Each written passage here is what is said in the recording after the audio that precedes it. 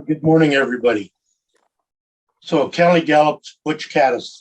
The reason why I like the caddis, and I started out with the elk hair caddis with the hackle, and then I switched to just the elk hair caddis without hackle, so it was more like an emerger, but it would be sinking on me so much that it was kind of a problem. And then I saw Kelly Gallup's Butch Caddis, and it's another takeoff of the elk hair caddis, and it's an emerger pattern. And when I tried it, it just floats so well, and it works really well. And maybe part of it is it has sort of an orangey underwing and a shuck. And when I was talking to Rick Sullivan about this, he said Gary LaFontaine had divers go down and look at flies silhouetted by the sun. And what really showed up was the veins on the wings, and it would be kind of an orangey color. So maybe this underwing kind of represents that as well. So it's my go-to fly, and I like caddis because they hatch all summer long, as opposed to a lot of the mayflies, but I do use mayflies as well. So this is what the end will look like. And you can see it kind of has a bulbous head. And instead of just cutting off the hair like an elk hair caddis, you fold it back and make the bulb and a short shuck at the end. And you can see the hair is up above the body. So this is tied on a curved hook, not just on a regular dry fly. So you can do it on a regular dry fly, or you can use the C49S. The caddis curved as well, so it's more into the surface, water surface. Okay, I'll just take this off. Now the materials we're going to be using: 14 to 18 dry fly hook. I usually use a size 16. I know Kelly Galloup says he usually uses the 18. That's a little small for me. So I also use 6/0 tying thread when I'm using hair, because I tend to break the 8/0 too much. But if you like the 8/0, go ahead. Hairline parapost wing. Where are we? In the fluorescent orange. I originally used, it came on a spool and was more of a paler orange, but I can't find this anywhere. So I've gone to this parapost wing. And superfine dubbing for the small flies. I find that really works well. And for the hair, a real fine elk hair or deer hair. And I like the Comparadun, which is a really fine hair. It's easier to work with. Okay. I'm going to be using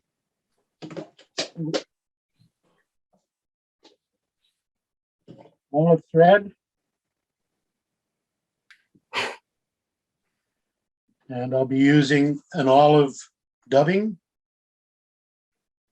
and a size 14 dry fly.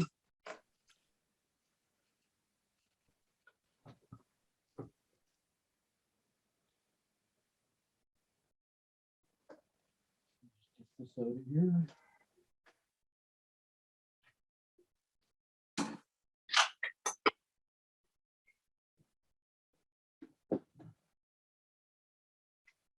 Now I'm going to lay down a thread body, but I'm going to start about 2 eye lengths away from the eye, because we need room for that bulb head at the end.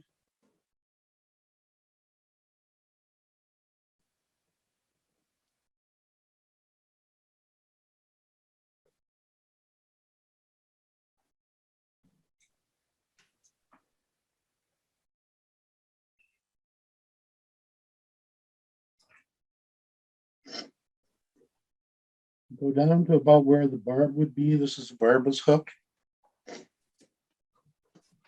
Now I'm going to take this pair post wing, and this is a bit thick for my purposes, so I'm going to cut it quite a bit longer than the hook itself. Easier to work with that way. And then I'm going to take my comb and comb this out so I can separate it.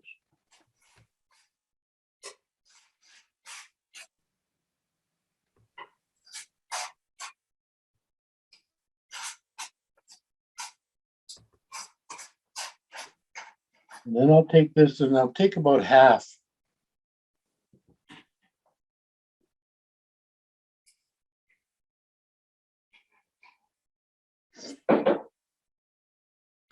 And I'll tie it in right where I started the thread in the first place.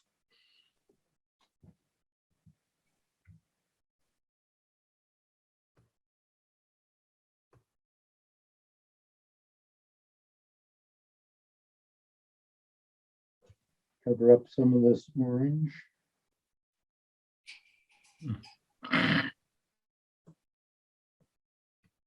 Now, at this point, I'll trim the tail off and I'll just put my scissors up against the end of my hook.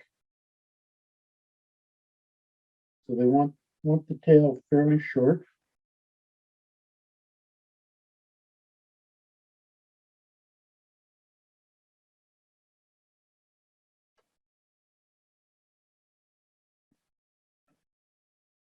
And at this point, I'll put the dubbing on. Now, this is a fairly sparse fly.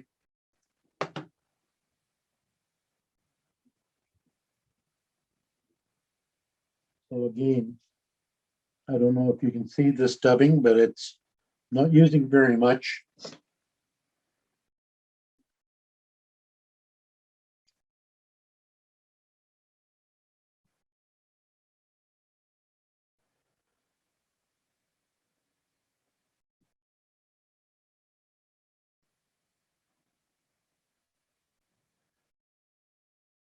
Now, Kelly Galloup says that the body of the elk hair caddis really isn't tapered that much.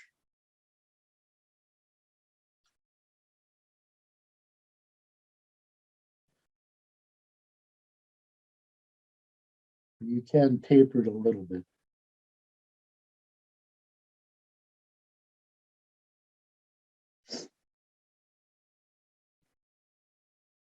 Okay. Now I've got the body on. Now I'll pull the wing back, the underwing, and tie it in right at the end of my dubbing there. I'll get a little bit more dubbing to cover up the thread.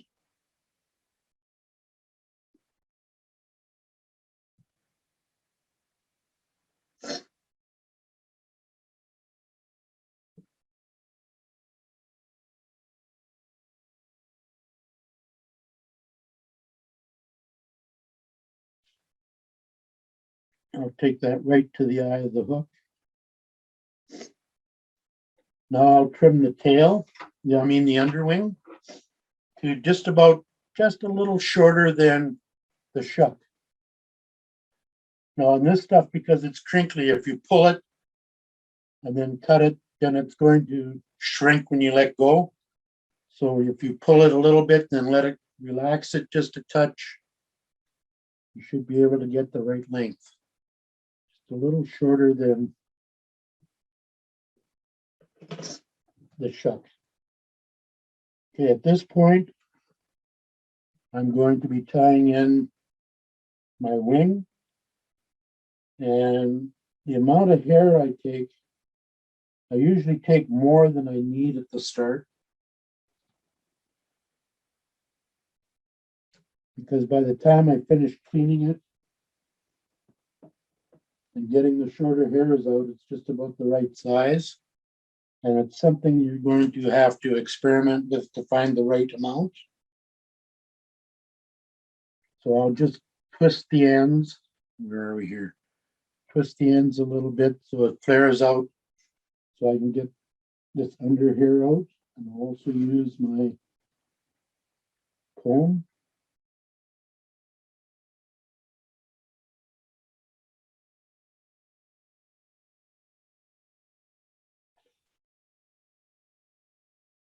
Then I'll put it in my hair stacker.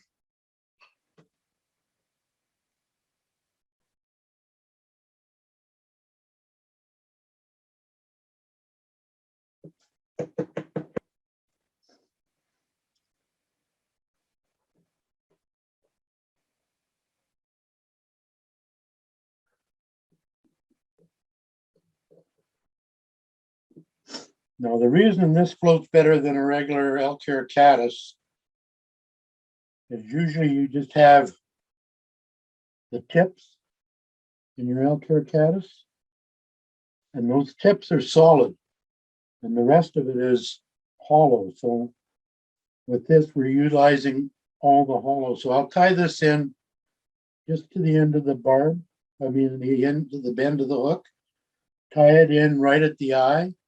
I'll take one wrap, loose wrap, and then another one, and I'll pull right towards me.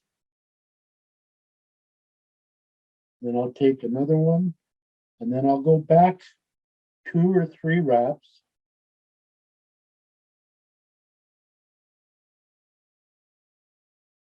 And you want to make sure that this hair is still on the top of the hook. Now I've got a tip, I've got the underwing here and the tips for the wing. Now I'll pull this back like so and make the bulb head.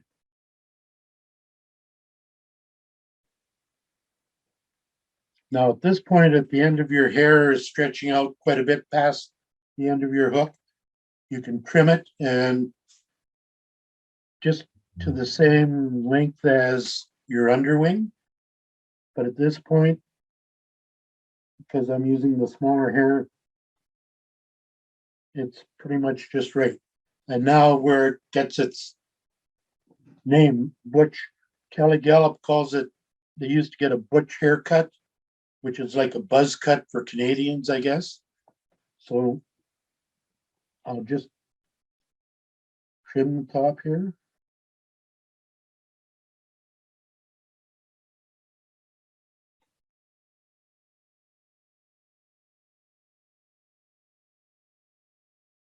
Get some of the longer ones out of the way as well. Okay. Now I'm going to use I'm going to tie it off, and it's in between a half hitch and that other one that I can't tie. So Gary Borger in one of his presentations showed me this. You just make a loop and wrap it around twice, flip it over, pull it tight.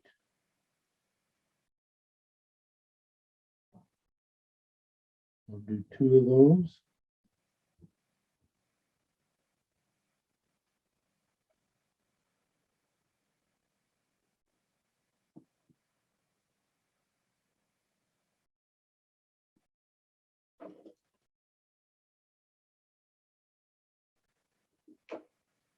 Now for the final trimming, get rid of anything that's on the bottom here.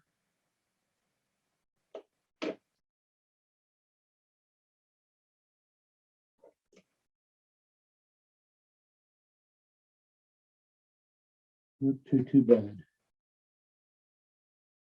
So that's the Butch Caddis.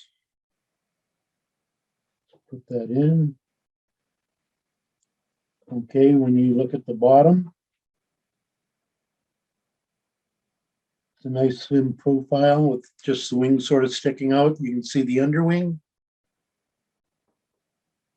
And it really floats well in fast water. It works well on a lot of those little lakes up in narrow hills.